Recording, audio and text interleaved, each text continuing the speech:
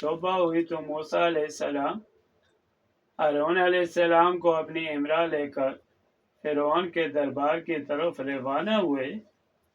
والدہ نے فطرتی محبت سے اندیشے ظاہر کیے، لیکن موسیٰ علیہ السلام نے فرمایا کہ اللہ کا حکم ہے، اس سے ٹالا نہیں جا سکتا، اللہ کا وعدہ پورا ہوگا اور ہم اس کے فضل و کرم سے کامیاب لوٹیں گے۔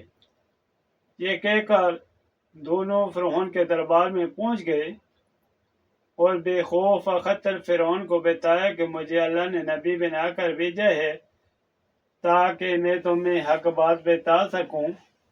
میں تجھے اللہ کا پیغام سنانے آیا ہوں کہ اللہ ایک ہے، اس پر ایمان لا اور کسی کو اس کا شریک نہ بنا۔ دوسرا یہ کہ ظلم سے باز آ جا اور بنی اسرائیل کو اپنی غلامی سے آزاد کر دے۔ ہم جو کہہ رہے ہیں وہ حقیقت ہے، کوئی جھوٹ یا بناوٹ نہیں، اور نہ ہی ہماری یہ جرت کہ ہم اللہ پر کوئی جھوٹ بول سکیں۔ اور اللہ نے ہمیں دو نشان عطا فرمائے ہیں تاکہ تو راہ راست پر آ جائے۔ مناسب ہے کہ تو حق و صداقت کے اس پیغام کو دل سے قبول کر لے اور بنی اسرائیل کو اپنی غلامی سے نجات دے تاکہ میں انہیں ارض مقدس یعنی پیغمبروں کی زمین پر لے جاؤں۔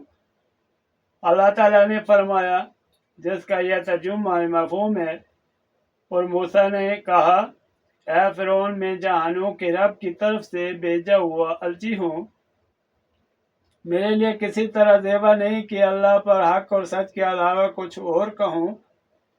بلا شبہ میں تمہارے لیے پروردگار کے پاس سے دلیل اور نشان لے کر آیا ہوں، تو بنی اسرائیل کو میرے ساتھ بھیج دے۔ سورہ اعراف آیت نمبر 104 اور 105۔